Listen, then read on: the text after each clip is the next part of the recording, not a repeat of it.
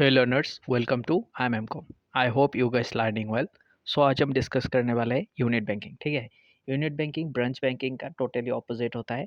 पहले इसका डेफिनेशन देख लेते हैं। ठीक है, unit banking is a system where independent bank operates from a single location. यहाँ पे क्या होता है, एक इंडिपेंडेंट बैंक होता है जो एक ही लोकेशन पे अपना बैंकिंग सर्विस प्रोवाइड करता है। ठीक है, focusing its financial services and resources within a specific local areas.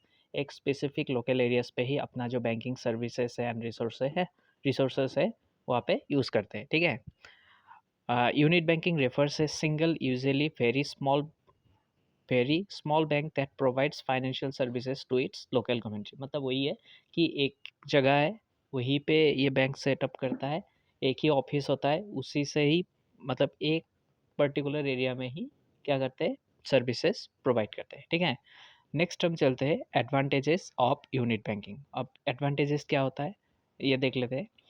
पहला है ऑपरेशनल एडवांटेज। ठीक है, ऑपरेशनल एडवांटेजेस के अंदर क्या क्या आ जाता है देख लेते हैं। नंबर वन पे है इफेक्टिव मैनेजमेंट एंड सुपरविजन। यहाँ पे क्या होता है, with a smaller size and more concentrated area of operation, management can exercise stricter and closer control। यहाँ पे क्या होता है, क्योंकि यहाँ पे एक छोटा साइज का छोटा मतलब एरिया में होता है ये जो unit bank.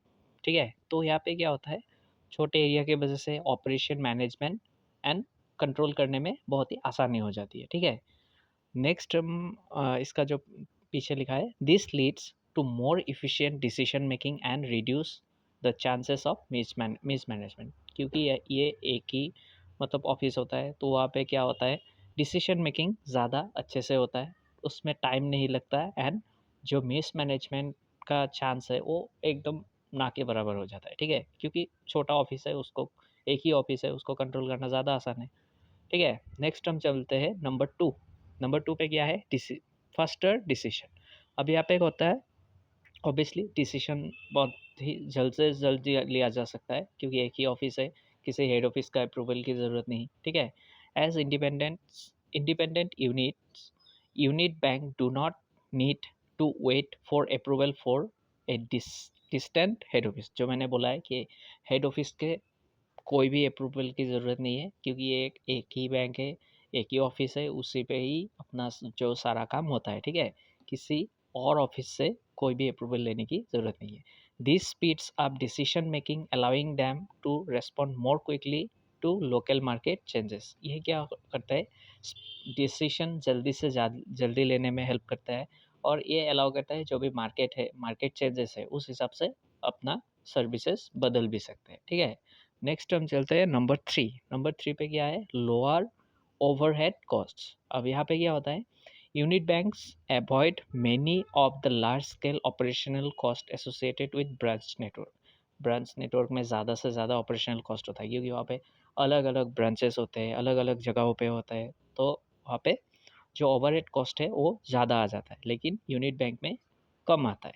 Such as managing such as managing a broad community system and coordinating numbers branches। ठीक है, तो यही है कि ज़्यादा ब्रांचेस होने से उसमें ज़्यादा कॉस्ट आता है, उसमें ज़्यादा मैनेजमेंट लगती है। ठीक है, तो बहुत सारा वो प्रॉब्लम हो जाता है, लेकिन यूनिट बैंक में वो सब प्रॉब्लम नहीं है। ठीक है, वहाँ पे कॉस्ट भी कम होता है, क्योंकि आपको बस एक ऑफिस हायर करना है। ब्रांच बैंकिंग में बहुत सारा आपको ऑफिस चाहिए, अलग अलग जगहों पे ऑफिस चाहिए, तो वो एक प्रॉब्लम बन जाता है। ठीक है, नेक्स्ट हम चलते हैं नंबर फोर। नंबर फोर पे क्या है, रिड्यूस रिस्क ऑफ फ्रॉड।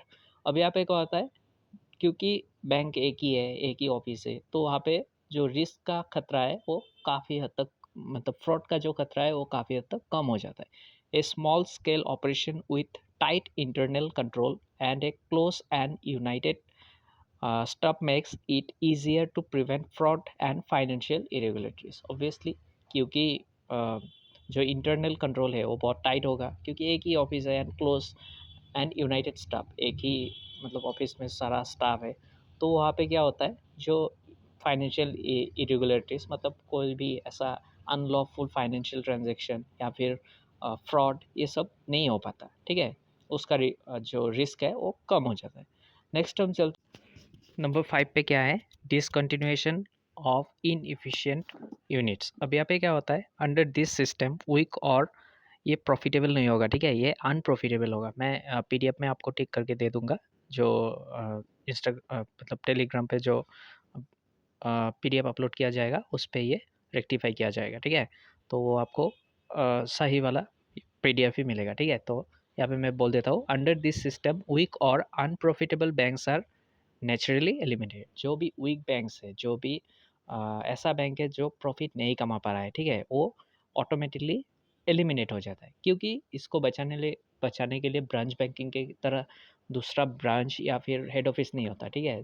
क्योंकि ब्रांच बैंकिंग में क्या होता है, एक अगर ब्रांच अगर लॉस पे चल रहा है तो क्या करते हैं, दूसरा जो एक प्रॉफिट मेकिंग ब्रांच है उससे इसको मतलब एक क्या बोलते हैं, फाइनेंशियल एक हेल्प मिल जाता है, ठीक है। क्योंकि एक तरफ से तो प्रॉफिट कमा रहा है, तो उसके वजह से जो वीक जो ब्रांच है तो वहाँ पे क्या हो पाता है, वो बैंक भी चल जाता है, मतलब वीक जो ब्रांच है वो ब्रांच भी चल जाता है। लेकिन यहाँ पे ऐसा नहीं होता, as there is no larger parent company to subsidize them. ये कोई लार्जर पेरेंट कंपनी के अंडर नहीं, मतलब नहीं कर रहे थे, ठीक है। तो इसीलिए उसको जो फाइनेंशियल नीड्स है वो फुलफिल नहीं हो पाता और वो नेचुरली एलिमिनेट भी हो जाता है। This promote efficiency with in the overall banking sector. ये क्या करता है, इफिशियंसी प्रमोट करता है जो भी बैंकिंग सेक्टर है वहाँ पे, ठीक है। नेक्स्ट हम चलते हैं कस्टमर एंड कम्युनिटी बेनिफिट्स। अब यहाँ पे क्या होता है, personalised customer services. Managers and employees of unit banks are close personal contact with their customer। जो भी मैनेजर्स है या फिर एम्प्लॉयज़ है वो यूनिट बैंक का, वो मतलब पर्सनल कांटेक्ट होता है कस्टमर के साथ, ठीक है। This intimate knowledge allows for customized services that better address the unique needs of local community. इससे क्या होता है, जो भी कस्टमर है, लोकल कम्युनिटी है, उसको जैसा यूनिक सर्विसेज चाहिए उसी हिसाब से बैंक अपना जो सर्विसेज है वो प्रोवाइड कर पाता है, ठीक है। सो आई होप यहाँ तक आपको समझ में आ गया होगा। बाकी जो है वो हम कल डिस्कस करेंगे, ठीक है।